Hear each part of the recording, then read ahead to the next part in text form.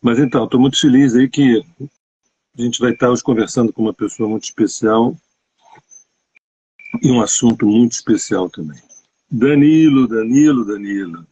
Boa noite, meu amigo. Salve!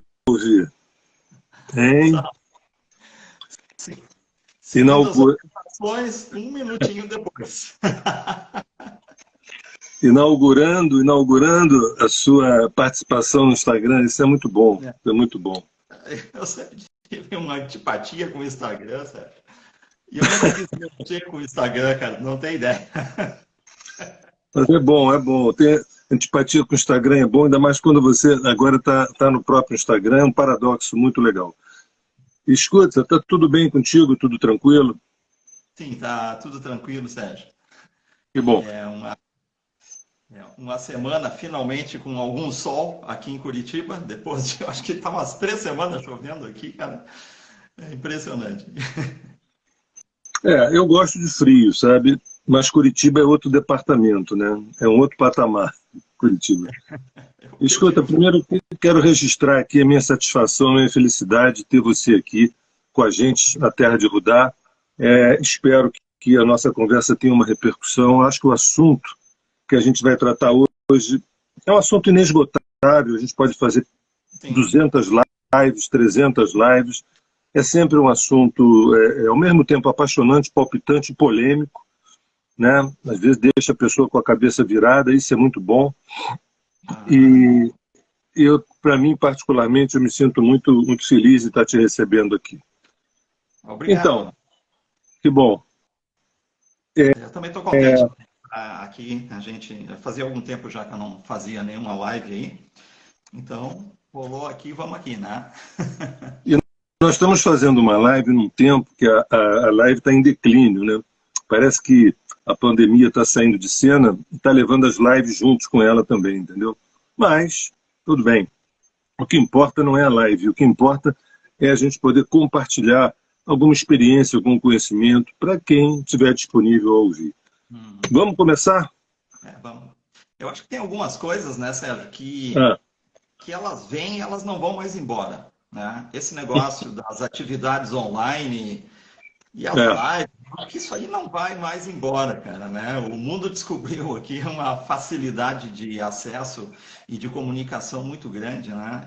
Antes da pandemia começar, eu só trabalhava com cursos é, presenciais é. e depois que a pandemia começou, eu comecei a trabalhar daí com cursos online e você amplia todo o leque de divulgação, entende? Hoje eu tenho aluno de uns 9 países diferentes, né? Coisa que eu nunca ia conseguir atingir esses públicos se fosse presencial, né? É. Então, eu acho que tudo tem sempre um prós e um contra, né? Exato, E exato. algumas pessoas assim conseguem explorar, vamos dizer assim, dentro de uma coisa que teoricamente foi ruim, né? Uma faceta, né? Nova e boa daquilo ali. Então, eu não posso reclamar, tá, Sérgio, da pandemia. Vou te dizer que para mim ela foi boa, né? Em termos da É. parte profissional e dos meus estudos, tudo isso acabou sendo produtivo. E a tão falada democratização do conhecimento, do saber, das experiências, acaba que está acontecendo, porque a gente está chegando aos 4 cantos do mundo, e muitas vezes de uma forma gratuita, de uma forma completamente em gratuidade, né? E isso eu acho é um novo tempo. Nós começamos um novo tempo e é irreversível. Quem não quiser acordar para isso, o trem da história vai passar por cima. Com Mas, certeza. Danilo, se eu te perguntar, a primeira pergunta é o seguinte: tem muita gente aqui da Terra de Rudá, do grupo, que não te conhece. Eu queria que você se apresentasse, falasse um pouco da pessoa, né, Danilo, por onde você andou, o que você fez. Faz uma síntese aí para gente. Tá. Bom, Sérgio, eu sou. Eu não sou de formação nenhum tipo de espiritualista ou de psicólogo, né, ou terapeuta. Eu venho do mundo corporativo, tá? Né, eu trabalhei minha vida inteira como executivo de empresas, mas, paralelamente a isso, eu sempre fui uma pessoa com já essa atratividade para o mundo espiritual, para a coisa do esotérico, do místico. E chegou um ponto lá da minha vida que isso acabou sendo mais atrativo para mim do que a minha formação original, né? Que são das áreas de administração, de contabilidade, auditoria, planejamento estratégico, planejamento financeiro, essas coisas assim. Economia, não? Se desenvolvendo em cima disso já há bastante tempo já. Né? Economia, não. Eu sou de formação, eu sou contador e tenho alguns pós-graduação em finanças e em controladoria. Né? Que bom, que bom. A espiritualidade vindo daí é interessantíssimo, bem interessante. Mas vamos lá. Eu considero bem interessante pelo ponto de vista de que você começa a entrar nesse universo através, não de uma intenção religiosa, entende? Mas através do uso da tua mente, da lógica e tentando descortinar, na verdade, não acreditar, vamos dizer assim, na parte romântica e da espiritualidade, né? Mas tentando encontrar exatamente o ponto onde que a inteligência da coisa como um todo verteu por aí e ficou presa ali no meio de um universo que, por não ter conexão científica, ficou sem explicação das coisas. E isso hoje é algo que finalmente está mudando. Como tu é astrólogo, tu sabe que isso faz parte do encerramento da era de peixes, porque a era de peixes não é de peixes, né? Ela, na verdade, é um eixo de integração entre dois arquétipos diferentes. É peixes de um lado, mas é virgem do outro lado. Então, de um lado é o misticismo, o esoterismo, o espiritual, e do lado de virgem é a ciência. E a era, de fato, só vai ser considerada que ela trocou para aquário exatamente quando a integração desses dois eixos eles se complementar, que é o que está acontecendo hoje. Né? Hoje a ciência está avançando para dentro daquilo que antes era filosofias espirituais e religiosas, e por sua vez, a gente vê isso dentro da física quântica, né? E por sua vez a gente vê pelo menos a turma que se ligou da coisa, a turma mais inteligente, da galera da espiritualidade, descobrindo que aquelas coisas que se aceitavam como explicações do mundo espiritual de forma romântica ou de forma religiosa, o furo da bala é mais embaixo. Então existem outras explicações para tudo que essa turma também está buscando. Então é literalmente a mescla disso. As coisas estão se formando ou uma grande religião ou uma grande ciência. Né? Então essa linha divisória está... Agora, uma pergunta. Eu acompanho o teu trabalho já há algum tempo, acho o teu trabalho excepcionalmente bom, a tua busca, a tua pesquisa, a tua idoneidade, entendeu? E a minha pergunta é o seguinte: o que te levou a esse desassossego, essa inquietação, essa busca das nossas origens, né? Essa coisa quase obsessiva de tentar decifrar, como um detetive da alma humana, tentar decifrar de onde a gente veio, para onde a gente vai?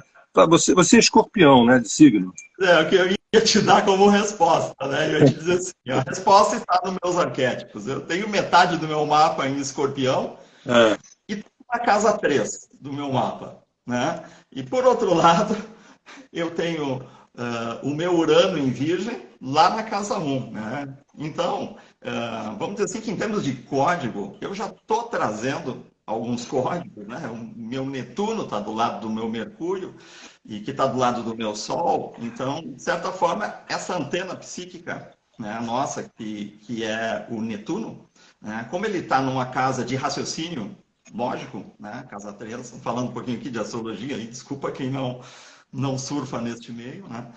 Mas é como se fosse meu mental racional, meu mental inferior, ele está do lado da antena psíquica. Você tem Netuno do lado do Sol, não é isso? Você tem Netuno do lado do Sol? Tenho tudo em conjunção, né? O Netuno, eu tenho o Sol, eu tenho o Vênus, eu tenho o Mercúrio, está tudo em conjunção na minha casa 3. Então, ali tem um pequeno mistério. Eu te fiz uma pergunta e a tua resposta as pessoas não entenderam. A pergunta O que te fez você buscar? Eu chamei você de detetive, né? Por isso que veio o Escorpião. O que te mobilizou? É, não tem algo, Sérgio, que me mobilizou. Isso é como eu estou tentando dizer, é uma coisa que está no meu código, entende? É como se eu tivesse vindo para essa encarnação com uma facilidade em termos de código, de programação, de pegar isso de escorpião, que é a metafísica, que é o lado da magia, da inteligência maior das explicações da magia das coisas, e eu transferi isso pela minha antena psíquica, é como se eu pegasse isso de cima, e passa para o meu mental racional, que é digamos, os códigos da minha mente, e eu consigo fazer uma transferência bem clara e tranquila, mas isso não é o produto de alguma busca específica que eu tenha desencadeado, isso é uma coisa que meio que veio comigo, entende? Então, quando eu comecei toda a minha sequência de estudos e de tentar descortinar, juntar as pecinhas do quebra-cabeça como um todo, primeiro você tem que perceber que existe um quebra-cabeça, depois você tem que perceber que a informação que tem disponível para explicar as coisas da vida, da espiritualidade, da psicologia, dos mecanismos do planeta e tudo mais, não satisfaz. Né? Então, eu comecei tudo isso primeiro para mim achar respostas para mim. Né? E depois é que isso se tornou para mim natural, querer compartilhar isso e querer, de fato, fazer disso o meu trabalho de vida, em vez do trabalho que eu tinha antes, que era trabalhar para as empresas, trabalhar com planejamento estratégico, trabalhar com finanças e coisas assim. Né? Então, em termos existenciais, né, digamos, me caiu a ficha que dessa forma eu fazia um trabalho que atendia melhor às exigências das minhas programações internas em relação ao meu papel no mundo, entende? Antes você trabalhava com valores e agora você trabalha com valores. Só que mudou o nível, né? Mudou o patamar dos valores. E essa 3 também, você como comunicador, né? Como alguém que vai transmitir alguma coisa. É fundamental. Outro dia a gente teve uma discussão aqui, aqui no grupo, num outro grupo que a gente tem, e que a importância desse novo momento, dessa nova educação, desse novo homem que está surgindo, dessa nova educação. E o teu trabalho que eu acompanho, ele é fundamental para esse mundo que está chegando aí. Esse mundo que está chegando, que não é aquele tati-bitate, daquele dogma, daquela questão da religião. Esse quebra-cabeça que você fala, é como se a gente tivesse que desconstruir todo um arcabouço de explicação para deixar emergir novas realidades e que são assustadoras. Né? Para quem está identificado com o próprio ego, o que tá vindo, o que virá, entendeu? É uma coisa bastante complexa aí.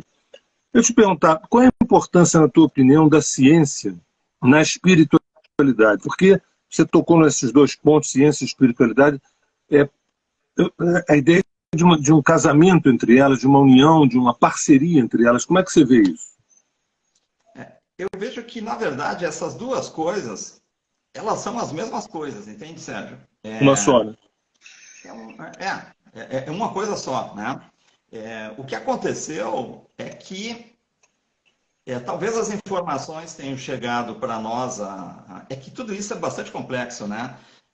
Porque isso aí envolve a questão de quem é que está aqui na Terra, né? Por que está e quais as restrições e limitações para esses que estão aqui.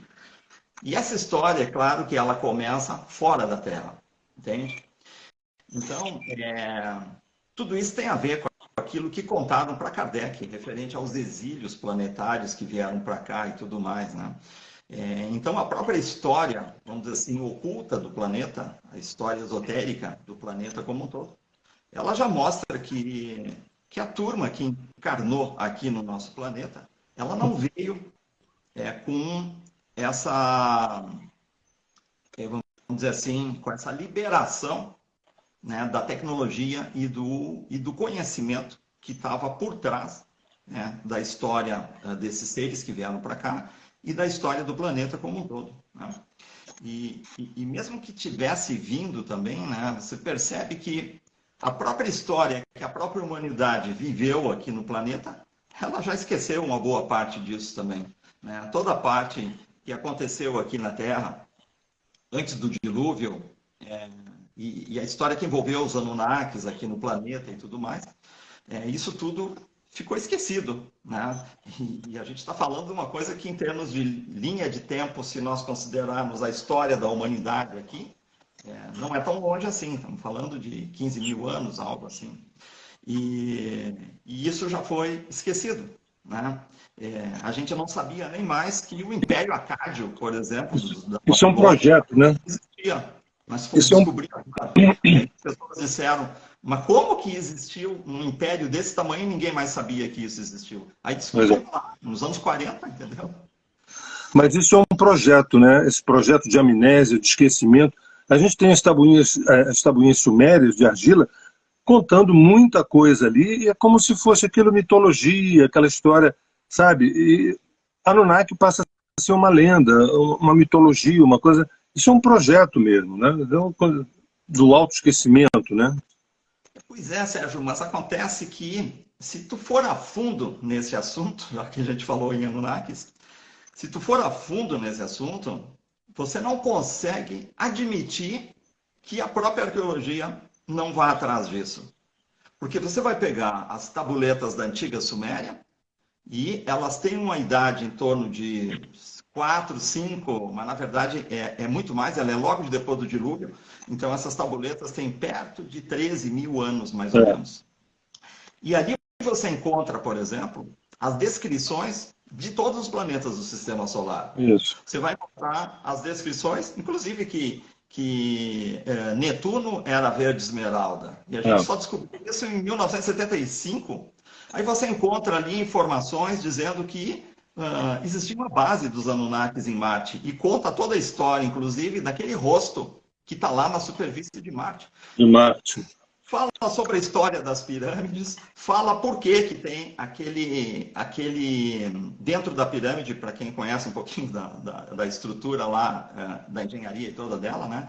Existe um troço chamado túnel descendente, que é um túnelzinho que sai bem da junção da câmara do rei com a da rainha, onde tem a grande galeria. Então tem um túnel escavado à mão ali. E aquilo ali serpenteia e vai até o subterrâneo da pirâmide. E ninguém sabe por que aquilo foi feito. Agora você pega as tabuletas da Suméria, está lá escrito o que foi aquilo, o que aconteceu e quem é que fez aquilo ali. Fala quem que fez as pirâmides. E aí, como é que não tem nenhum egiptólogo, nenhum arqueólogo que consiga enxergar que essas coisas foram escritas há 5, 4, 10 mil anos atrás e que ali está a resposta por uma montoeira de coisa que a gente procura hoje saber? Mas qual é o interesse? Mas qual é o interesse que o mainstream tem em decifrar isso, em tornar isso público? A tua indagação até me surpreende, porque tem um projeto claro de não tocar nesses assuntos. Isso tudo é coisa esotérica, é coisa de gente desbundada, entendeu? Aliás, uma perguntinha, essa história do escavar à mão, isso eu nunca soube, não. Por que escavar à mão? É isso mesmo? Essa escavação? Sim, aquele túnel foi escavado à mão, o tal de túnel descendente esse. Sei. E aquilo está ligado com uma antiga história que está contada nos registros da Suméria, que se refere a Marduk. Um aprisionamento que teve na briga com os Anunnakis. Eles aprisionaram um dos Anunnakis dentro da pirâmide e eles selaram a pirâmide. E aí, a família de Marduk, que eram os construtores da pirâmide, que conheciam toda a engenharia interna, eles resgataram ele. Eles entraram por baixo da pirâmide, escavaram de baixo para cima um túnel para poder resgatar o Marduk lá de dentro. Mas esse material está no Zacarias Sitchin, esse material que você está falando? Sim, sim, está. Isso é tradução, né? Entendi. São traduções das tabuletas de um conjunto de estelas, né, que ficaram conhecidas como o Diário de Enki, ou o Livro de Enki, que era um dos Anunnakis que estava aqui. E essa história toda, né, as revelações que esses registros trazem, elas talvez seja o único documento que ficou escrito aqui no planeta, que ele foi escrito e assinado por um ser extraterrestre aqui. Então, talvez pelo fato de isso, né, estar por trás, e que ninguém acredita do ponto de vista científico, né? Porque não podemos esquecer que os cientistas são cartesianos, entende? Os arqueólogos são cartesianos. Então, eles têm a mente embotada, engessada. Eles foram doutrinados pelas universidades para acreditar só em determinadas coisas. Então, se falar em ET, gente, todo mundo sai correndo, né? Ninguém quer.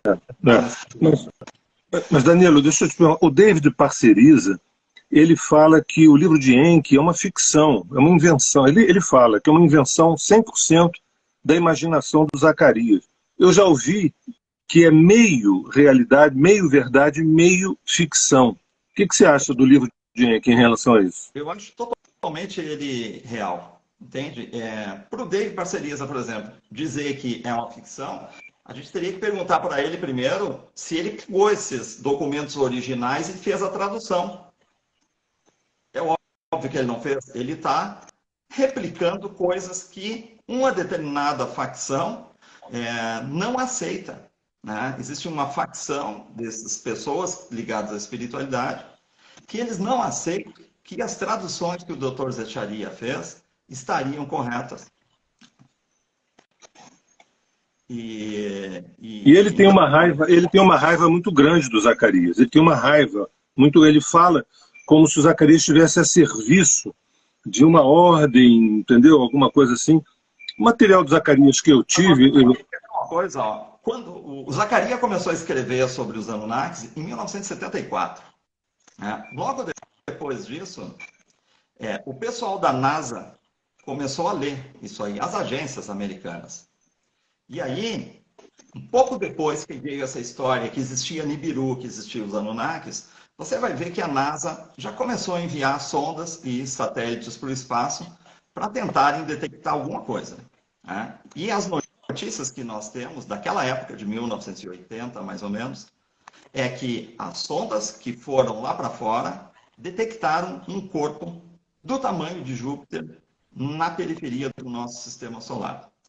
E aquilo saiu, eu tenho as publicações disso, as fotos dessas publicações e tudo, saiu no Washington Post, que é um dos maiores jornais americanos, e depois nunca mais ninguém falou mais nada sobre aquilo. Logo em seguida, a NASA lançou o IRAS, porque o IRAS era o único satélite que conseguia fotografar no espaço, e como essa história de Nibiru não podia ser facilmente vista, porque ele é um corpo sem luz, então eles tentaram fotografar isso no infravermelho, fotografar o corpo de calor em si. E logo em seguida, o IRAS é lançado. Aí passa mais uns anos, o Dr. Zecharia é convidado para ser consultor da NASA em 1990. Então, pensa bem, né? Por que, se isso aí tudo fosse uma mentira, uma bobageira, você acha que a NASA ia pegar esse cara para ser consultor deles, isso aí? Né? E isso está na sinopse de um dos livros dele, que no currículo dele, né, que em 1990 ele era consultor da NASA. E as pessoas dizem assim, não, ele não era consultor da NASA, nada. Ele era, assim, estava lá. É claro que se você for olhar na folha de pagamento lá da NASA, eu não sei se vai estar lá. Né? Mas se o cara escreveu isso e publicou, botou num livro dele e tudo, gente, eu não tenho motivos para duvidar. E eu não tenho motivos para duvidar de todo o processo que ele gerou, até porque esse próprio evento da NASA dá credibilidade a tudo isso. Né? E aí nós vamos ver, por exemplo, que quando essas informações começaram a vir à tona, se falou, porque está escrito isso lá no livro de Enki, que existia uma base dos Anunnakis em Marte. E aí, depois disso, veja que a placa que fala sobre isso, ela não estava lá no Iraque e nem estava com os americanos. Essas placas estavam no museu de, acho que é Hermitage, eu acho que é o nome, que é na Rússia. E aí você olha e te pergunta o seguinte, por que que tem essa corrida espacial maluca para chegar em Marte? Desde aquela época, dos anos 70. Então, os russos foram os primeiros que deram um jeito de enviar uma sonda para Marte. E logo em seguida, já foi os americanos atrás lá. E hoje, todo mundo quer enviar sonda para Marte, porque todo mundo sabe digamos assim, no submundo da informação, né, de que existe realmente uma base extraterrena, uma base alienígena lá em Marte. E quem chegar lá primeiro é quem vai botar a mão na sucata tecnológica que está lá para fazer engenharia reversa disso e tudo. Então, hoje você tem a Índia que quer ir para Marte, o Japão quer ir para Marte, todo mundo quer ir para Marte. A França tem projeto para colocar a estação em Marte, os americanos estão bem avançados nisso, os ingleses são uma parceria com os americanos em tudo que é coisa, né? Então, tudo isso aí trafega, na verdade, num submundo. Então, você acha que alguém quer que isso venha tanto à tona? Assim, já veio à Pois tona é, esse problema. pois é, pois é. Sempre tem alguém produzindo uma espécie de informação, uma contra-informação, uma contra-inteligência, para tirar a atenção sobre isso. E vai ter sempre aqueles caras que caem no anzol disso e que pegam isso e proliferam como peixinhos dentro da história, né? E isso, gente, até a religião não quer que isso seja divulgado, gente, porque toda a fundamentação da história religiosa do planeta está vinculada àquela época lá. Tudo que Até a está... religião não, né? Principalmente a religião, né? Principalmente a religião. Deixa eu te perguntar uma coisa, a propósito, a gente está tocando num assunto que é um assunto assim, muito central. Pergunta assim na lata, quem é o Homo sapiens? Quem é esse tal de Homo sapiens? Esse é o produto, né? Essa história, Sérgio, ela tem uma perna aqui na Terra, mas isso tem uma perna lá no céu também, dessa história. O Homo sapiens, ele foi uma produção genética dos Anunnakis aqui na Terra, na intenção de criarem uma colônia de escravos para fazer extração de ouro, porque o povo deles, depois de ficarem 200 mil anos mais ou menos aqui garimpando, eles não quiseram mais. Teve uma espécie de uma rebelião aqui no planeta. Um E a motim, né? solução foi eles transferir a mineração para uma colônia de escravos. Então eles miscigenaram a genética deles com a genética dos hominídeos que estavam aqui no planeta. E criaram um ser que era, entre aspas, a imagem e a semelhança deles.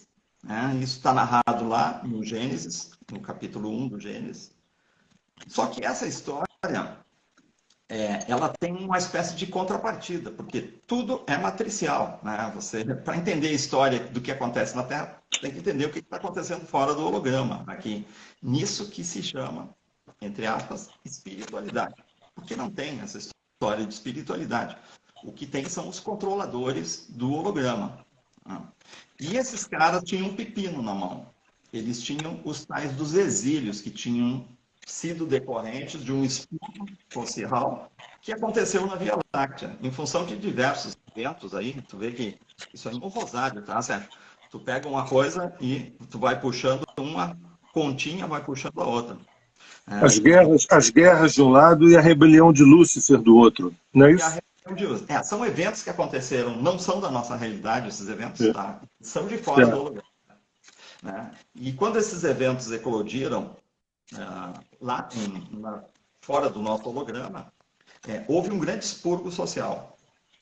E a partir desse expurgo social, houve um projeto, que seria um projeto que iria tentar a recuperação desses exilados para devolver eles para as comunidades estelares de novo. Mas eles foram retirados da comunidade estelar, né? Por isso que se chama de os exilados, né? É assim que veio a história para Edgar Arnold, veio para Kardec também, só que veio a história bem pela metade, né? Então, tu vai achar também a história lá no livro de Urântia também. Então, as fontes não são muitas que contaram isso, que trouxeram a informação para a Terra. Mas elas estão aí, é possível rastrear, rastrear também através dos seres que se apresentam aqui como entidades, como espiritualidades e tudo mais. E o projeto de recuperação desses exilados tinha que ser feito em algum lugar.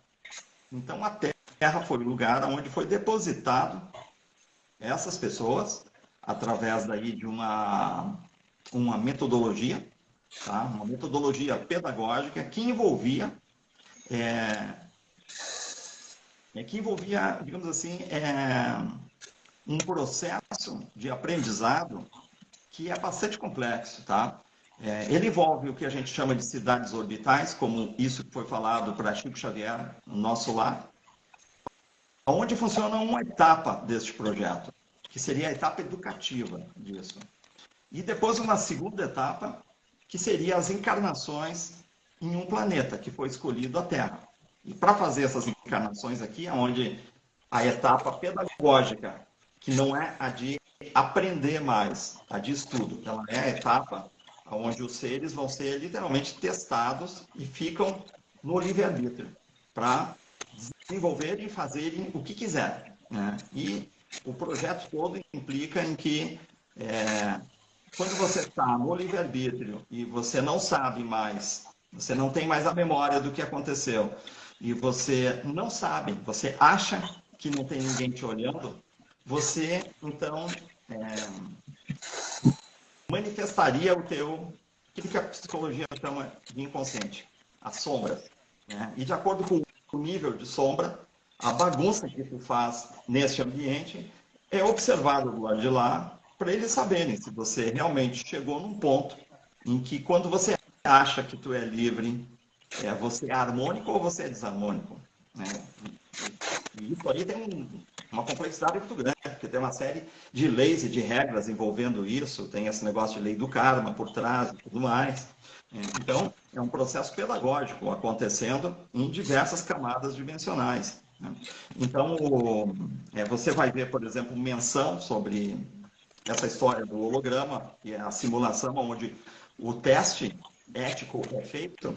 Você vai ver, por exemplo, naquela literatura, tal da lei do Uno, né?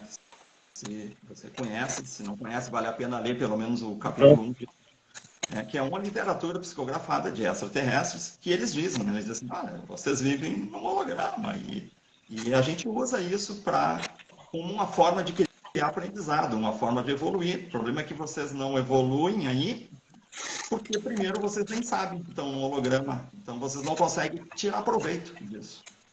Deixa eu te perguntar, como é que você vê a potência da psicologia dialogando com essas realidades ficcionais, com essas realidades holográficas, né? Como é que você vê a possibilidade de intervenção de uma psicologia profunda, né, para a gente sair dessas crenças, desses metaversos que a gente criou e que nós somos criados, e que tem é como se fosse a história de Maia, né? Por exemplo, isso que é falado nos Vedas sobre Maia, e que tem uma tradução, inclusive, meio equivocada disso, porque isso é traduzido como ilusão, Maia. Uhum. Esse mundo se chama Maia porque seria um mundo de ilusão. Mas essa tradução está errada. E você vai ver que ela está errada se tu pegar o Advaita Veda, e tu vai ver que a tradução não é ilusão. Está faltando um pedaço. É a ilusão dos cinco sentidos. Sentidos. Né? Então, literalmente, aquilo ali está falando sobre simulação, sobre hologramas. É óbvio que a psicologia não aceita isso, né? Pois é. Em nenhum lugar do mundo aceita isso. Quem aceita essa história do holograma isso veio pela física quântica atualmente, tá? E hoje a gente tem aí uma gama de cientistas e de gente que não é cientista também, que depois de estudar, e isso aí é assim, né, Sérgio? Se você debruçar e estudar a física quântica e a mecânica quântica principalmente, se tu não acredita nisso, tu vai passar a acreditar. Porque é ali no mundo quântico que o mistério se revela sobre isso. É só lá que se revela. Se tu olhar o mundo pelos 5 sentidos, você está em Maia, ou Maiá, né? Uhum. Então, 5 sentidos, eles rodam como uma espécie de um software no teu computador biológico cerebral. Então, a tua mente está programada para não enxergar o holograma. Você só identifica tudo pelos 5 sentidos. Agora, quando você vai para o mundo quântico, então a coisa começa a se revelar lá. No início, isso não é uma coisa nova, entende? Porque Max Planck, que é o cara que é um dos grandes precursores, né, dos conceitos da física, lá em 1944, ele já estava dizendo isso, mas as pessoas tinham medo de falar exatamente o que estavam enxergando no mundo quântico, né? Então, ele chegou a escrever isso. Ele disse que a matéria não existia desse jeito que a gente via ela. E que aquelas partículas do mundo quântico, aquilo não era uma questão de lei de natureza exatamente. Ele dizia que tinha uma mente que estava... Ele não usou essa palavra, mas eu vou usar, tá? Programando. Estava programando o mundo quântico para ele se comportar de determinadas formas. Né? E ele dizia que tinha uma mente consciente e inteligente por trás disso. Que muitas pessoas acabaram dizendo assim, sim, nós sabemos que mente é essa que está programando as partículas para elas gerarem a matéria. Essa mente se chama a mente de Deus. E aí veio aquele ditado que dizia, né, que todo mundo que acaba estudando física, se não acreditasse em Deus, ia acreditar. Hoje, talvez isso tenha que refazer um pouco esse paradigma, né, que seria, se você não acredita em programação de outras mentes, de outros seres mais inteligentes, então estude a física, que o holograma vai se revelar lá nas partículas do mundo quântico. Lá não existe essa materialidade. E a pergunta sempre como que os tijolinhos de construção da matéria não são materiais? Chega lá, também não é aquela história do átomo, que é um próton, que é uma bolinha, com um elétron, outra bolinha girando aqui. Isso é pedagógico. Na verdade, aquilo é uma carga elétrica somente, é um bit. Então, toda a estrutura atômica é feita de bits e bytes, é feita de uma programação disso aí.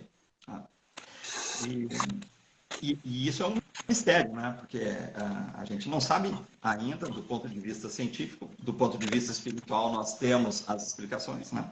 Mas do ponto de vista de comprovação, vamos dizer assim, cartesiana, esse tal de colapso da onda em partícula, que é o momento em que a onda, que é a luz, deixa de ser luz e se transforma numa pequena partícula, e aquelas partículas que vão se juntando e se combinando no mundo atômico para gerar isso que a gente chama de matéria.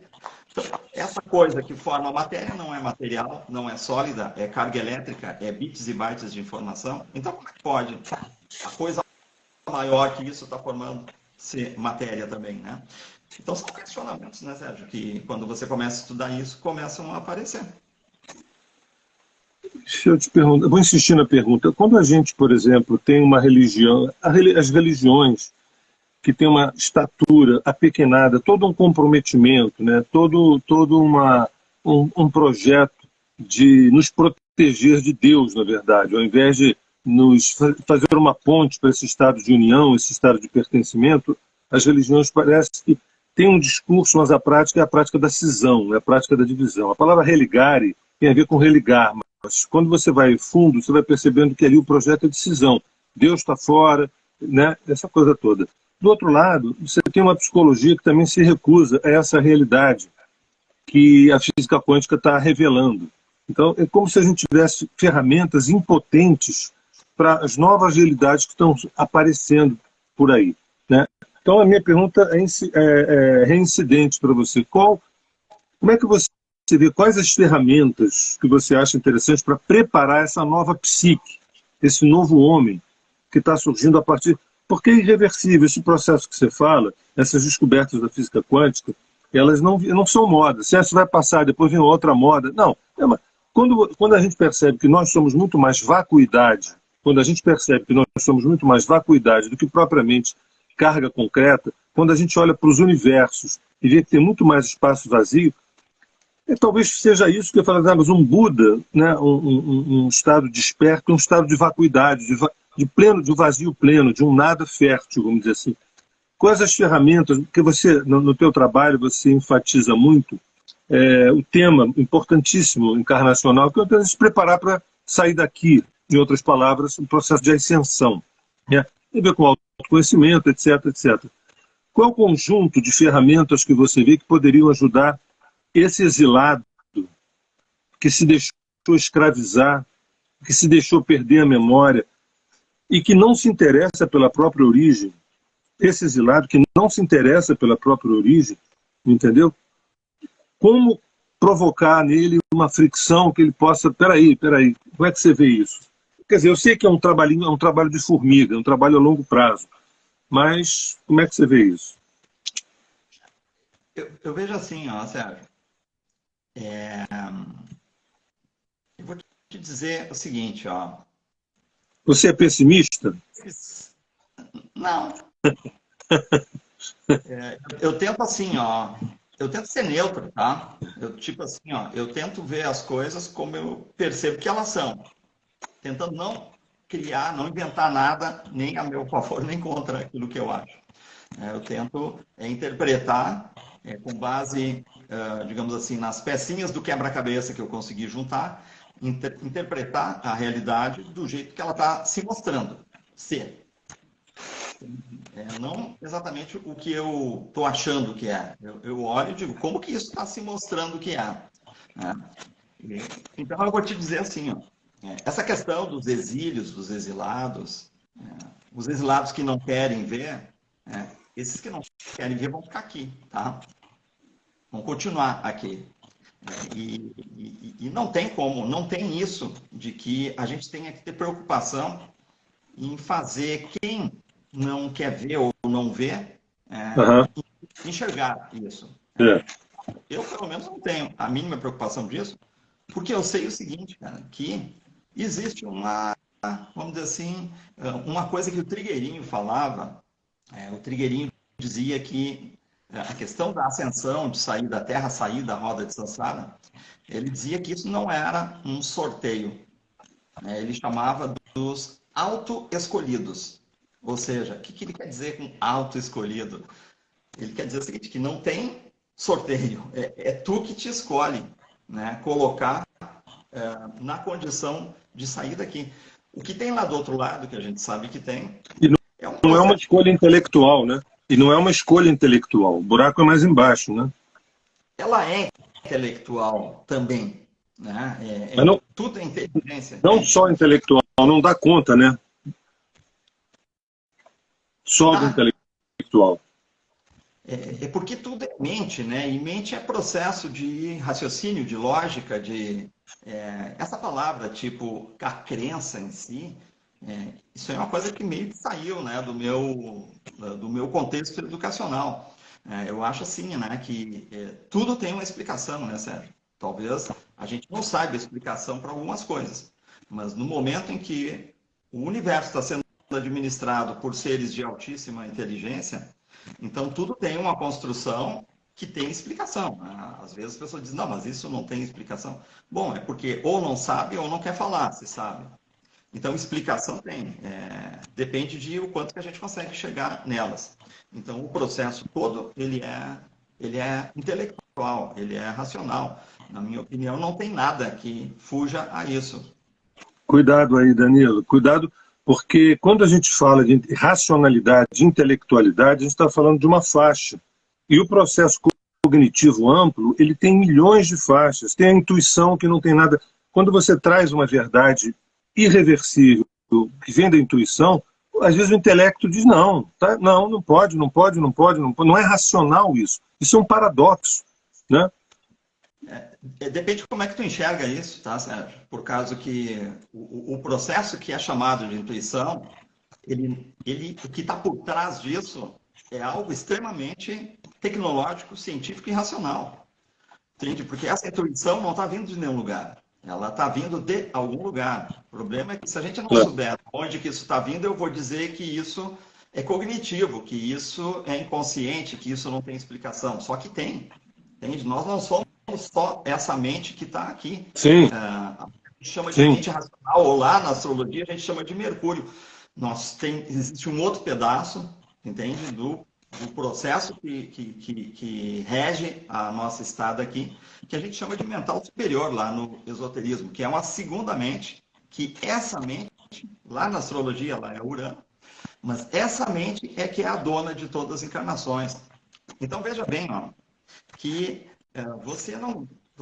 a tua mente, a mente que a gente chama de inferior, ou a mente lógica, ela é um processo que chega aqui vazio, né? O bebezinho nasce aqui com a mente esvaziada, ele vai preencher o banco de dados dele com base naquilo que ele aprende. Entende? Mas depois que esse bebezinho fica grande, passa aqui 80 anos e morre, então para onde que vai a informação toda que ele gerou aqui? Então, isso tem um upload.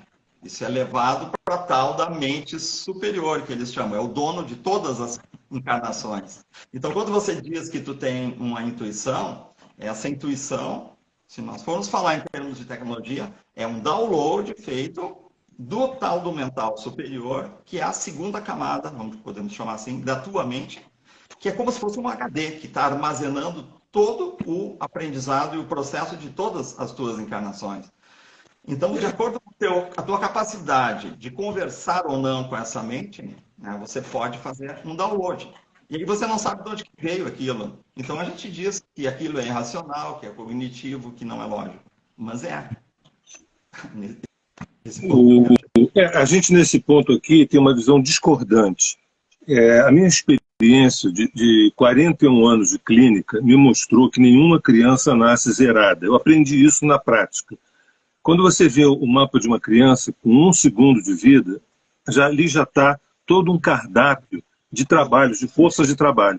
Então, ela escolhe o pai, escolhe a mãe para dar continuidade àqueles temas de trabalho, que eu não chamo de programação aquilo, eu chamo de colheita daquilo que foi plantado em instâncias pregressas. Então, não existe nenhuma criança que nasça zerado. Ela já nasce com milhões de informações e tendências. E ela veio aqui para continuar no processo de evolução que é a ascendência. Quer dizer, isso foi o que eu aprendi na prática, com a psique das pessoas. Eu não aprendi isso em livro nenhum, não. Eu aprendi em contato direto. Quando eu pegava o mapa de uma criança, eu falei, o que eu vou falar para ela se ela só tem... O que eu vou falar para esse pai quando ela só tem 1 semana de vida? Porra, você pode falar aqui rios e rios de uma programação. Eu não falo de programação, nem uso tanto o termo tecnologia, porque... é possível que exista um outro termo acima da tecnologia, porque tecnologia é a palavra que a gente mais usa. E eu acho muito interessante quando fala assim, a intuição como algo tecnológico também. E tem uma racionalidade. Eu entendo o que você fala, entendeu? Mas também acho que a palavra tecnologia ela não cabe o tamanho do real, entendeu? Não das realidades, mas do real. Então, eu queria colocar isso porque você falou uma coisa que é bem oposta ao que a gente trabalha, que é, você chama de programação, eu chamo de outra maneira, você está trazendo toda uma bagagem que você construiu através das escolhas pregressas. Mas, enfim, eu só queria deixar esse registro, se você quiser a gente vai polemizar isso aí 2h30, mas eu acho que não é o caso. Para você, tem algum fundamento no que eu falei? Ou você acha mesmo que a criança nasce zerada? Não é ela que... É que o processo é bem complexo. É a mente dela que nasce resetada. Sei. Tá? Mas assim, ó, a mente é só um dos componentes da encarnação. Ela é somente a memória que vai acumular um banco de dados, entende? A mente, essa racional, é uma IA, Sérgio. É uma inteligência artificial que é colocada aqui. Ela não é a nossa mente de verdade. A nossa mente de verdade é Urano, é o que se chama de mental superior. Mas qual é a diferença de mente e de psique para você? Não sei porque eu não uso essa expressão psique, mas pela origem da palavra e tudo é a mesma coisa. Né? Mente e alma, para você é a mesma coisa? Mente e alma é a mesma coisa? Não. Mas eu não vou entrar nessa cidade aqui, porque daí nós vamos estar falando de fractais e de outras coisas aí. Mas essas coisas todas, né, Sérgio, elas são as palavras que as pessoas vão colocando, né, e eu me preocupo muito mais com entender o mecanismo como a coisa funciona. Claro. Quando você conhece o mecanismo, você dá o nome que tu quiser para as partes do mecanismo. Então, quando eu comecei a dissecar mais isso, entende? Eu comecei a perceber que na própria astrologia, quando você pega a análise astrológica, tá? Isso que eu vou te falar agora não faz parte da astrologia, tá? A astrologia não vê dessa forma, mas eu enxerguei isso. Vamos dizer assim, que eu posso ter enxergado uma coisa que não era para enxergar. A história do Lúcifer lá, ele enxergou um troço que não era para enxergar e deu um monte de merda, né? Mas eu enxerguei que dentro do mapa astrológico, existem camadas de programações ali dentro. Então, existe, por exemplo, os padrões psicológicos que eles fazem parte do exilado, da mente real que foi exilada e que tinha um complexo de padrões emocionais que precisavam entrar em um processo pedagógico para serem refinados, para sair disso que a gente chama de dualidade, que é quando acontece identificação polarizada no conjunto de modelos de comportamento, que a gente chama de arquétipos. Lá na astrologia a gente vai chamar esse troço de signos. Tá? E existe uma outra camada de programação, e todas elas estão entrando no cérebro do avatar que está aqui no holograma. Existe uma outra camada que vem do DNA, que são códigos que têm a ver com o DNA. E existe uma terceira camada, que é uma camada que é colocada pelos, vamos chamar aqui, usar a palavra mentores, tá? A palavra mais adequada seria com o pessoal da psicologia sideral. São os psicólogos, não os da Terra, os psicólogos lá do outro lado. Cidades orbitais? Oi? Das cidades orbitais? Sim. São os portadores da encarnação. Então, eles replicam para o avatar uma parte dos códigos que são nativos da mente que vai fazer a encarnação. Tá? A mente, de fato, que vai ser colocada no avatar, ela não é a mente do ser que é o dono da encarnação, porque esse cara, ele não participa diretamente da encarnação, ele assiste a encarnação. Ele é um observador integrado. Ele está no processo de criogenia. O corpo dele original, do exilado, sim, mas a mente dele não está em criogenia. A mente dele está transferida para dentro do holograma. É essa mente que aparece lá nessas cidades, tipo o Nosso Lar e coisas assim. Né? Então, quando eles pegar no filme do André Luiz lá, que eles mostram os caras que vão encarnar, então tem uma firula fantasiada naquilo ali, mas eles estão tentando contar um pouco, antecipar um pouco da história. Né? Então, o André Luiz está lá no Nosso Lar, e aí, de repente, alguém vai vir para encarnar na Terra. E aí, todo mundo lá se abraça, beija, não sei o quê, deseja boa sorte. E aí, pegam o indivíduo e levam ele para um dos departamentos do Nosso Lar. O Nosso Lar é dito ser um hexágono, uma estrela de Davi, tem 6 pontas, e cada ponta daquelas é uma espécie de um ministério, um departamento, vamos chamar assim, um bairro do Nosso Lar. Então, tem um desses ministérios chamado lá, o Ministério da Reencarnação. Então, fica numa pontinha da estrela. O cara vai reencarnar e eles direcionam ele da cidade lá para dentro. É assim que foi contado por Chico Xavier. Né? E aí o cara entra em um prédio high-tech, né? Que a dona Hermínia, depois que o Chico escreveu o livro, lá nos anos 40, lá pelos anos 70, 80, essa médium chamada Ergomínia enxergou as imagens, porque o Chico nunca desenhou as imagens do Nosso Lar. A Ergomínia enxergou as imagens e desenhou elas. E o Chico validou. O Chico disse assim, é isso aí mesmo que é o que está lá. Só que as imagens eram de uma cidade tipo espacial, gente. É uma cidade high-tech. E aí tinha um lugar lá chamado Pavilhão do Restringimento, que era um prédio high-tech, que quando as pessoas vão encarnar, elas são levadas, sobe a rampa daquele prédio, a gente parece o prédio lá da Esplanada, e desaparece. Entra para dentro do prédio e ninguém mais vê o indivíduo. Para onde que ele foi? Ele foi encarnar? Se encarnação é uma coisa religiosa e não sei o que mais, então, só um pouquinho, no mínimo tinha que aparecer um anjo, um santo para levar o cara para encarnar.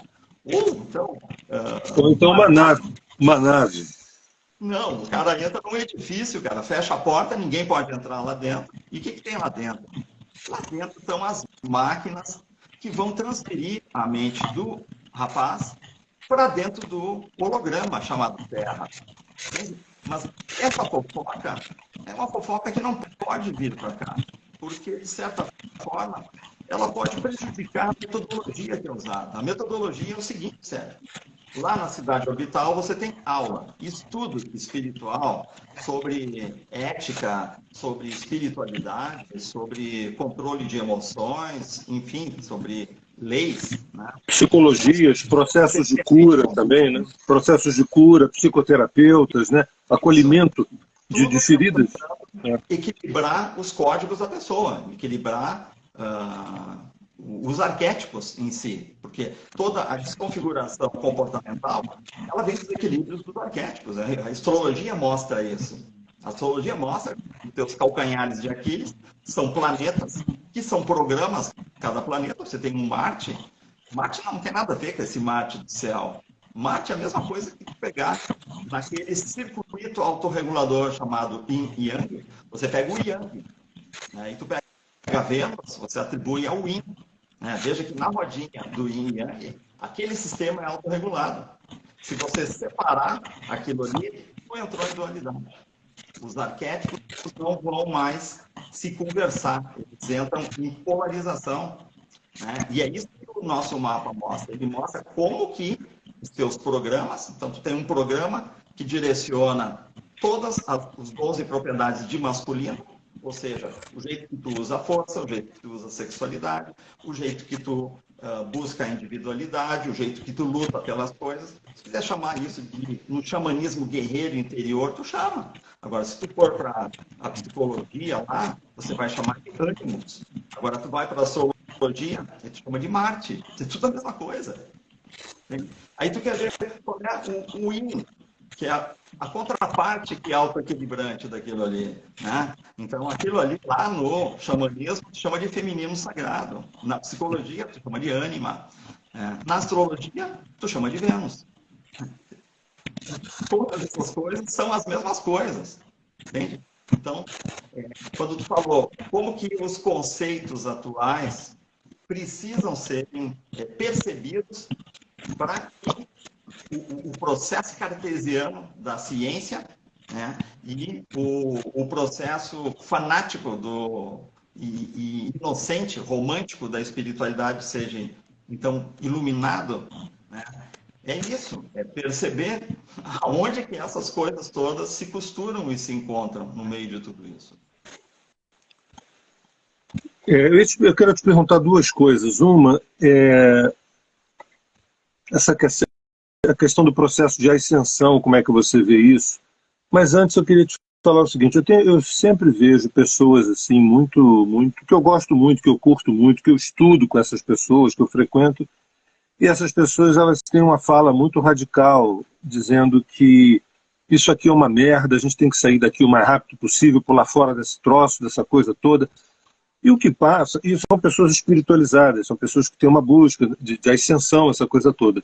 E o que passa é que a pessoa não está nada feliz aqui, isso aqui é horroroso, você tem que fugir desse negócio o mais rápido possível, e você só consegue sair daqui através da ascensão, você não tem outra maneira de sair daqui, a não ser por algum mérito, e um mérito que não é um mérito intelectual, cartesiano, nada disso, né? A minha pergunta são duas. Uma, como é que é para você esse processo de ascensão, como é que você vê isso? E segundo, na tua opinião, considerando isso uma prisão, considerando isso aqui um exílio, considerando isso aqui uma barra pesada, que é também, é possível se estar aqui em trabalho de ascensão, de conhecimento, tendo um gozo existencial, tendo um êxtase existencial, quer dizer, sabendo que você está aqui, que você não é daqui, que você está se preparando para voltar para casa, mas que você está curtindo isso aqui até ir embora. É possível isso ou não? Porque me dói algumas pessoas que eu gosto, que eu vejo, que falam assim, pô, tem que sair dessa merda, dessa terra. Eu falo, gente, está complicado o negócio, entendeu? Me dá me dá um alento, se é que é possível. Eu vou te dizer assim, Sérgio, à medida que tu descortina, vamos dizer que tu levanta o véu das coisas, a realidade daqui começa a aparecer. Então, as pessoas que passam por este processo, que é o processo de acordar, o processo de você iluminar a parte escura de tudo isso, elas vão passar por fases, tá? E essas fases, elas implicam, primeiro, pode passar por um descrédito da vida, por isolamento, por tristeza, por revolta, até que isso vai sedimentando e amadurecendo. E em vez de tu ficar, digamos, reclamando de tudo, você começa a perceber que realmente a Terra é um exílio, ela é uma prisão, né? E existe algo sendo cobrado de nós para sair daqui. Então, quando você pega o próprio mapa astrológico, você já tem ali as programações que deveriam estar sendo desenvolvidas para equilibrar os arquétipos que entraram em dualidade, os conflitos internos. Então, ali você já vai ver que certas coisas estão sendo cobradas. Para o bom observador, ele vai olhar muito mais do que isso, vai ver que as próprias casas astrológicas, elas são setores da vida em que programações podem serem cobradas de você. Então, se alguém bota uma casa lá, chamada Casa 7, que fala sobre relacionamentos, significa que relacionamentos é um ponto em que você precisa comprovar para o lado de lá que você domina aquilo ali. Então, se tem uma Casa 10 que fala sobre status social, que fala sobre liderança diante de outras pessoas, então é sinal que essa casa não valia ali para nada. Então, tem um momento da tua vida que tu vai ter que desenvolver, né, essa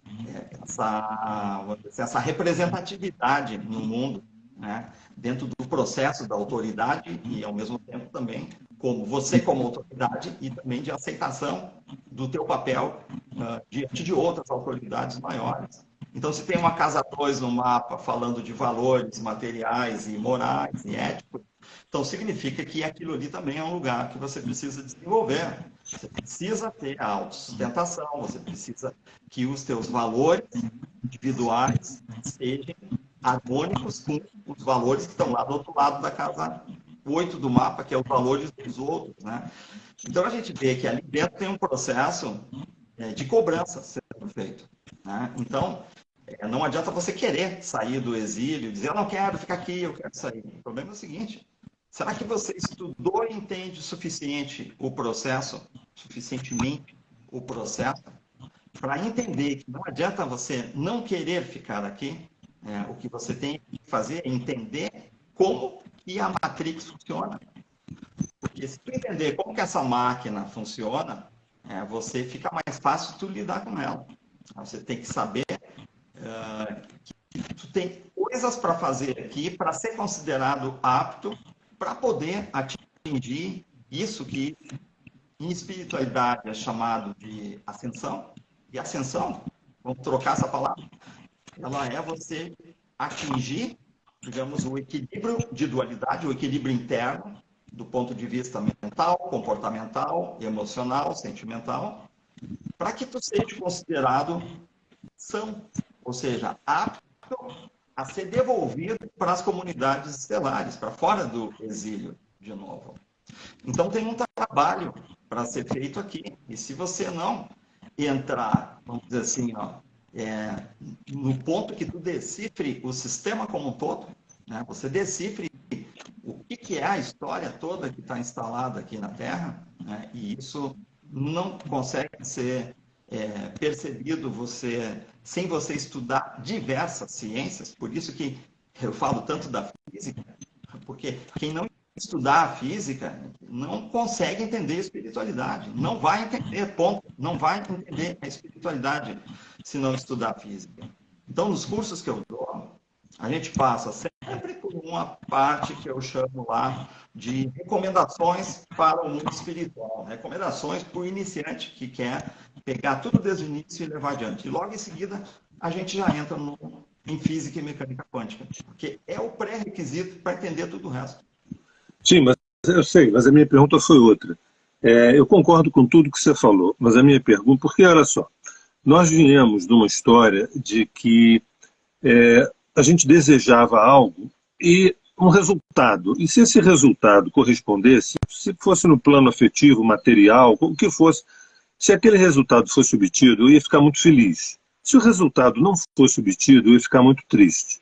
Isso sempre foi assim. De poucas décadas para cá, alguma luz aconteceu e que muita gente está valorizando o processo, até menos do que o resultado. Ou seja, celebrando a confecção do manto do que o manto completamente pronto. Então a minha pergunta é se nesse processo árduo, difícil, de muito trabalho, de busca de conhecimento, é possível uma pessoa ter humor, alegria, se sentir bem, em estado de plenitude, nesse gradiente de dualidade. A gente vive um gradiente alto de dualidade, né? Mas eu não preciso me identificar com isso. Quer dizer, eu estou ali construindo esse manto, né? Esse manto talvez eu não acabe nessa encarnação, por exemplo, mas a minha vida é celebrativa. É possível isso? Não, porque a minha fala é de gente muito interessante que acha que isso aqui é uma merda, você tem que sair ontem, se possível. Né? Eu falei, gente, mas peraí, calma.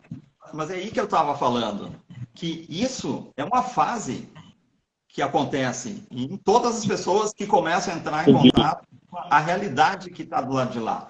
Eu vou te citar uma frase, tá, que ela foi escrita num livro pela Alice Bailey. Não sei se é das tuas literaturas que você lê. Alice Bailey é uma das precursoras de Helena Blavatsky e da teosofia, mas bem mais moderna. Né? Ela é dos anos 40 lá. Hoje a gente não chamaria muito de moderno isso, né, dos anos 40. Mas em relação a Ana Blavatsky, que é de 1880, a Alice Bailey é bem moderna. Né? E tem um livro dela, que é uma trilogia, né, difícil de ler, chata de ler e tudo, né? Mas que fala muito sobre as políticas, a exopolítica que estaria sendo implantada na Terra pela turma do lado de lá. Né? E ela diz assim nesse livro, diz assim, ó, conhecer a realidade é algo apavorante. Conhecer a realidade espiritual. Então, quando você começa a dissecar tudo isso, e tu começa a entrar em contato, desde a história dos Anunnakis aqui na Terra, que começa a quebrar o teu chaveamento religioso mental, até que você começa a ir para as realidades estelares e as coisas que envolveram os exílios e o aprisionamento aqui na Terra, e o ocultamento das informações, e aí você entra em cosmogênesis lá, rebelião de Lúcifer, guerra de ódio. Então, tu começa a te desiludir, né? É uma fase do processo. Você te rebela primeiro. Tudo bem. Desiludido e tudo. Mas depois tu vai equilibrando isso. Porque, veja, você está mexendo nos teus códigos quando começa a fazer isso. Então, todo mundo começa a ter chilique. E aí começam essas revoltas, esses negócios, e você odiar o planeta, né? Mas depois que tu entende esse processo como um todo, que tu começa a aprender, a botar a mão nos teus arquétipos, e você usar, em vez de tu ficar, digamos assim, condicionado e sujeito aos códigos que a astrologia impõe para você no teu mapa, porque aquilo é uma programação e tu responde à programação, né? Por isso que tu olha, os caras as pessoas de Sol em Câncer pensam em família, são afetivos, né? Por que todas elas têm aquela característica? Estão respondendo à programação, né? Então, de uma certa forma, significa que tu começa,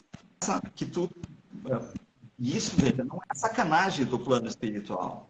Isso é porque essa humanidade que veio no exílio, eles não tinham processo de autogestão da sua evolução. Não conseguem evoluir sozinho. Então, eles programam uma parte para você responder aquela programação. Agora, no momento que tu entende todo o processo, e que tu começa a entender como aquilo funciona dentro de ti, a engenharia toda que está montada por fora, como que aquilo está funcionando dentro de ti, você começa a parar de ser robô biológico. Aí você pega todos os teus arquétipos e você bota tudo numa caixinha de ferramenta. E aí não interessa, por exemplo, se você tem o teu, vamos dizer assim, o teu Vênus em Áries, ou vou pegar aqui, se o teu Vênus está em Gêmeos, a tua ânima, teu feminino, o programa que você roda, que tu aperta o botãozinho para rodar quando tu vai amar, né? Ele está identificado com um processo racional ou coisa assim, já não vai importar mais, né? Porque daí, no momento em que você tem que ser profundo, você vai pegar na tua caixinha de ferramenta um arquétipo chamado Escorpião e tu vai acoplar ele no teu programa chamado Vênus. E aí, aquele é o momento de ser profundo. No momento que tem que ser leve e que tem que ser desapegado, então tu vai pegar o outro arquétipo lá, chamado ou aquário ou gêmeos, e tu usa aquilo ali. Tu usa os arquétipos como uma caixinha de ferramenta para a hora que tu tem. Quando tu tiver que lutar, que tiver que brigar pelas coisas, tu vai pegar o teu Ares para fazer isso, entende? Então, esse é o momento em que a felicidade começa a vir, né? Por trás da desgraceira que tu conectou quando tu começa a interpretar como que esse mundo funciona, então tu começa a ver que, digamos assim, se você começa a dominar um pouco o processo, então você começa a ficar mais neutro. Você aproveita, inclusive, você não quer sair da Terra tão cedo, que é o que acontece comigo, né? Eu vejo a parte maldita do planeta, é óbvio que eu vejo, se eu for burro, cego, depois de estudar todo, eu não consegui ver a manipulação e tudo mais, né? Mas, ao mesmo tempo, eu me divirto. A minha meta de vida não é ficar aqui, Não. é funcionar, entendeu? Não, e também tem outra coisa, né? Quando você se aproxima da natureza, quando você tem uma relação orgânica com a natureza, não estética não, mas uma relação de empatia orgânica com a natureza, maravilhoso. Isso aqui é maravilhoso, isso aqui é maravilhoso. As duas coisas convivem, né? As duas coisas convivem. É que nem uma universidade lindíssima, mas cheia de provas difíceis, provas difíceis, provas difíceis. Você tem que fazer essa faculdade. Mas o campus é bonito, tem um parque, tem árvores, é lindo, mas são provas difíceis. É isso mesmo. É que tem um detalhe, né, Sérgio? O que a gente chama da neutralidade, da anulação da dualidade em nós,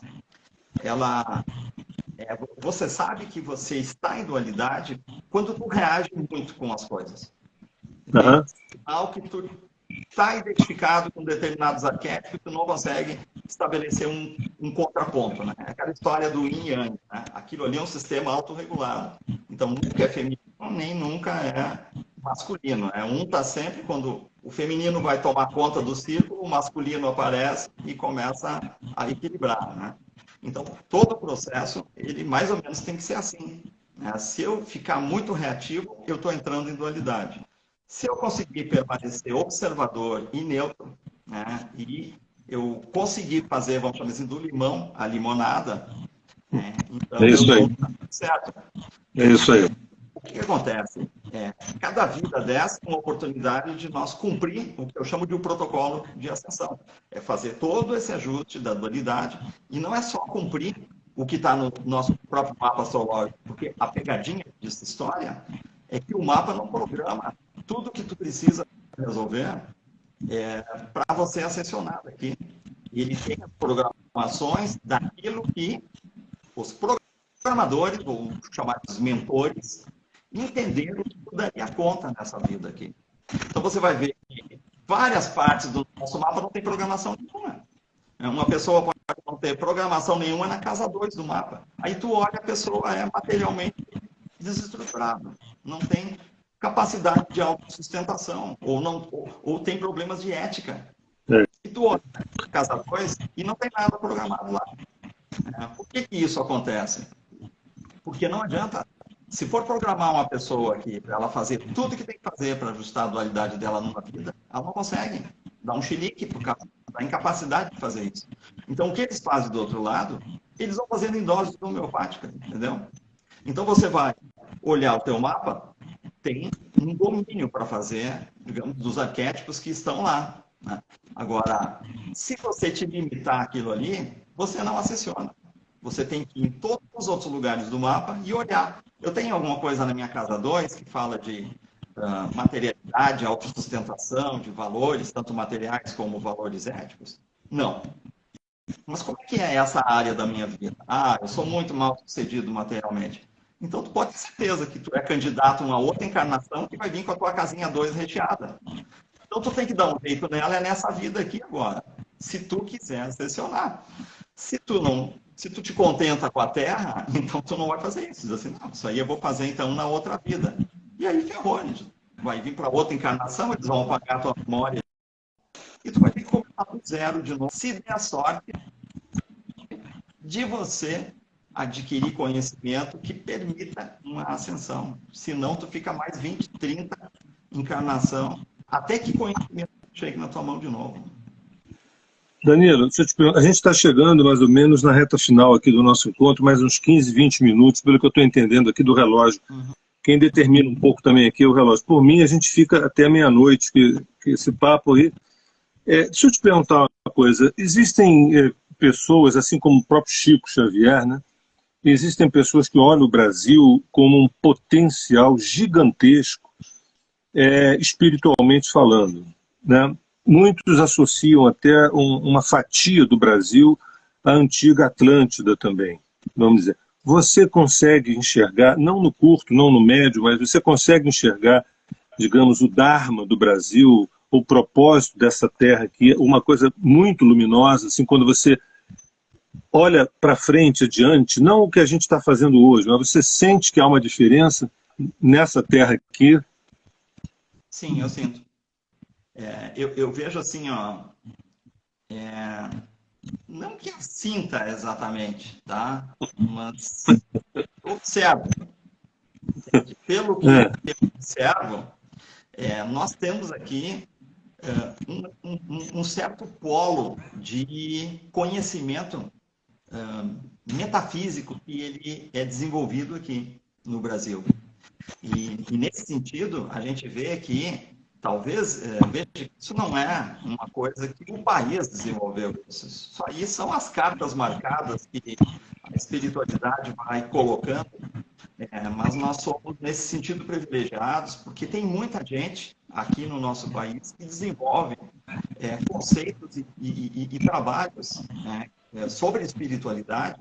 E veja que esses trabalhos, eles fomentam outros lugares do mundo também. Então, eu conheço pessoas que estão lá no exterior, elas dizem que, cara, não tem muitas coisas lá, como tem aqui no Brasil, para você buscar, para você desenvolver, para você participar do ponto de vista espiritual. Né? Isso do ponto de vista espiritual. Não estou falando de outras coisas. Né? Estou olhando esse ponto de vista, porque esse que interessa aqui no planeta. E também, em termos de beleza natural e tudo, nós somos, sim, também uma terra privilegiada. Nós não temos terremoto, não temos nada dessas coisas, não tem vulcão. Mas outros lugares do mundo também estão cheios de belezas naturais e coisas assim. Mas a grande valorização que eu dou para este país é em relação a que foi depositado digamos assim, uma certa veia de distribuição de conhecimento. E acho que a gente é bastante recompensado em função disso. Né? Danilo, olha só, como é que as pessoas fazem para te acessar? Me fala do Atrix, fala para as pessoas que não te conhecem, que estão aqui na rede, o que é o curso do Atrix, o que é o Exordium. Primeiro, o que é o Exordium, o que é o Atrix? Faz uma síntese para a gente. Como é que as pessoas te acham? O Exordium é o meu site, tá? É exordium.com.br. É escrito com X, Exordium. É uma palavra latim que ela significa o início das coisas. Então, quando eu criei esse projeto, a ideia era que eu tivesse uma linha de cursos e de formações para que as pessoas pudessem, as pessoas que estão, digamos assim, com o banco mental bombardeado, já não sabe mais no que vai acreditar, e que queria uma espécie de um estudo espiritual que começasse da sua base e que fosse indo dentro de uma mesma estrutura matricial e lógica, né? Porque hoje o problema da espiritualidade é esse, que tudo está bem desconectado. Você vai encontrar médiums que chegam e dizem assim, falam sobre holograma e tudo mais. Aí vai encontrar um outro que diz assim, não, isso não existe. Aí assim, tá, e aí? Existe ou não existe? Tá? Mas no momento que tu aceita que existe, tudo o resto tem que fazer conexão com isso. Tem que ser matricial. E no momento que tu acredita que teve a história dos Anunnakis e que você acredita que tem lá fora também um plano espiritual, então isso se conecta. Aonde que a história dessa humanidade ter sido criada escrava aqui dos Anunnaki, onde que isso está o sentido? Então, é isso que estava na ideia do Exordium, né? Era um sistema matricial, né, que juntasse e conectasse toda a informação que está perdida e que está em contradição. né, do ponto de vista da pesquisa da espiritualidade, né, e tirar fora o conteúdo religioso dessas coisas todas e descontaminar esse negócio da religião. Entender como que essa realidade extraterrestre se comunica e matricialmente se liga aqui com a nossa história aqui na Terra. Então, isso no início, Sérgio, era dado em cursos, diversos cursos lá que existiam. E o Atrix, depois, com a história da pandemia, o Atrix acabou se tornando uma escola esotérica, que ela não é mais um monte de cursinhos separados um do outro. Ela é uma linha de conhecimento inteira, como se fosse uma maçonaria, como se fosse uma Rosa Cruz, uma teosofia, né, onde você tem um conhecimento que ele é distribuído com a mesma sistemática das sociedades secretas, é distribuído por níveis, por graus. As pessoas entram no início e elas começam a peregrinar, elas vão para o grau 1, depois para o grau 2, depois para o grau 3, e a coisa vai ficando mais complexa, né? Até que chega no último grau, que é chamado discípulo de Maitreya, em que se fala daí de astrologia da parte técnica, porque durante toda a linhagem de conhecimento, a astrologia está inserida dentro, porque a questão do holograma está inserida em tudo, a questão de código está inserida em tudo, então, simplesmente a cereja do bolo que entra no final é a parte técnica da astrologia, que aí tem a interpretação modelada com essa ideia de camadas de programação dentro dos avatares aqui da Terra. Então, o Atrix, a ideia dele é mais ou menos isso, né? O problema que a Atrix tem é que ele é de longuíssimo prazo. É uma programação gigantesca, ela está lá no site, então é uma programação de anos de estudo. Então, como é que faz? Como é que faz para a pessoa se inscrever? A pessoa entra lá no Exordium, no meu site, e lá ela vai ter uma página do Atrix. Então ali tem toda a explicação como que esse negócio funciona. Tá bom. Para a pessoa saber que aquilo não é um curso que não tem um fim definido, tá? Mas aquele formulário de inscrição, a pessoa se inscreve ali, né? E hoje tem uma turma que ela está com 3 aulas somente, essa turma. Então, ela está fácil de entrar, por causa que ela está bem no início, e toda a sistemática de Atrix, essas aulas são gravadas, então elas ficam no repositório dentro do site, uma área de alunos, tem uma biblioteca, a gente trabalha muito com esse negócio, esses códigos meio simbólicos e ocultos que determinadas obras trazem a nível de filmes, assim, né? E, então tem uma biblioteca lá para ser acessada. Mas fica também as mídias das gravações das aulas anteriores, né? Então, por exemplo, quem for entrar agora precisa recuperar 3 aulas. Então, a pessoa vai assistir essas 3 aulas. É óbvio que ela também teria que pagar essas 3 aulas que passou, né? Mas o pessoal que está entrando agora em dezembro, então eu vou fazendo tipo códigos promocionais lá dentro do site, né? Então as pessoas estão pagando de 3 aulas, pagam 2 só e entram agora. Fica fácil daí de acompanhar daí também. Eu posso dar um depoimento aqui que o Danilo, eu estava falando isso hoje mais cedo, tem uma excelente pedagogia, com muita clareza e muita profundidade, quer dizer, estudar com...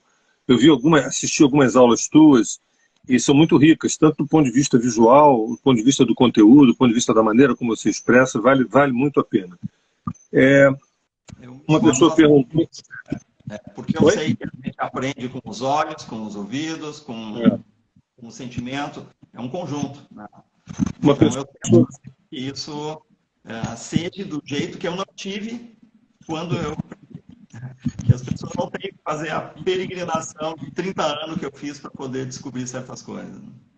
Uma pessoa perguntou aqui no Instagram se tem palestras no YouTube. Eu digo que sim, tem palestras no YouTube, belas palestras no YouTube. Vocês podem... Danilo Noronha, YouTube, ou então Exordium, YouTube. Exordium. Canal com o nome de Exordium. Não, mas se você digitar também Danilo Noronha YouTube, vai direto para lá. É muito bom. E teve uma outra pessoa que escreveu uma coisa muito fofa, que diz assim, porra, esse cara não para de interromper o entrevistado, porra. Achei maravilhoso isso. Ou seja, o cara não para de entrevistar. São muito ricas, né? Adorei, esse cara é muito querido, eu não sei quem é não, é um anônimo muito querido. Esse cara não para de interromper o Danilo. Muito legal, muito bom.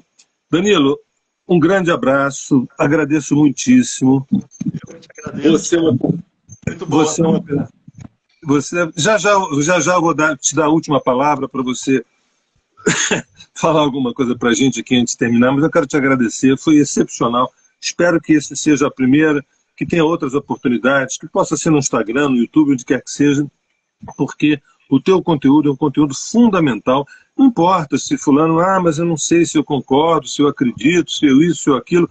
Essa não é a questão. A gente está cheio de opiniões, a gente está cheio de crenças, a gente está com a nossa cabeça entalada de conhecimento. Então, vem um conhecimento novo, holograma, corpo criogênico, um prédio high-tech numa cidade orbital. O que esse cara está falando? Esse cara ele está tomando Aldol, ele tem psiquiatra, quer dizer, quando a gente tem uma disponibilidade de ouvir essas verdades, entendeu? Eu assim, bem, eu não sei onde é que isso encaixa dentro de mim, mas eu vou acolher, eu vou receber, e isso vai me transformar de alguma forma. Eu não tenho controle sobre isso, eu não sei para onde isso vai me levar. Se isso não me tocar, eu rechaço. Olha, achei uma bobagem. Ok, é isso mesmo.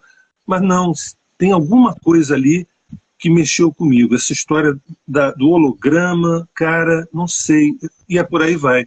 São essas sementes que se tornam numa floresta. Você joga uma semente, daqui a pouco, quando você volta, está uma floresta ali. Então, eu te agradeço muitíssimo.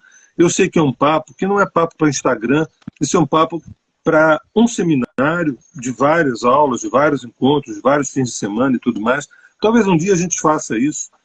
E é isso. Sou grato eternamente. Gostaria que você terminasse o nosso encontro com as tuas últimas falas aí. Sérgio, o que eu vou dizer é o seguinte, ó, é que o que eu trago, tá? É pegar as flores que já estão na natureza, e eu só gosto próximo do ramalhete. Então, o que eu trago é o ramalhete. Mas as flores não fui eu que queria. Isso é lindo, isso é lindo. Se eu trago a questão, por exemplo, de uma realidade holográfica, da simulação, é porque na física isso se tornou inegável já. Embora os 5 sentidos não possam comprovar isso. E nunca vão conseguir comprovar. O que nós temos que ver é o seguinte, como que eu posso usar essa informação para eu administrar a minha vida, para eu tentar entender o processo e, digamos, e rumar em direção, dar um direcionamento espiritual para a minha vida em direção a uma ascensão, se isso é o que eu estou querendo, de fato, neste mundo aqui. Né? Então, acho que o meu papel é esse, tá? É trazer aquilo e tentar mostrar qual o fundamento que aquilo tem. Né? Agora, se as pessoas vão aceitar ou não vão aceitar. Quando a gente fala, por exemplo, sobre física, e você entra realmente na física mecânica quântica, você não tem mais como não entender que a realidade é holográfica. Você pode não aceitar, é outro problema. Mas você não consegue mais negar que o que está sendo mostrado é algo que é maior do que, digamos, a tua capacidade de negar aquilo ali. Mas daí depois vai de como que cada um vai fazer com a informação que recebe, entende? Mas é isso aí. Eu te agradeço, então, tá? Agradeço o teu público que está aqui também. E também à disposição aí para outras conversas, tá?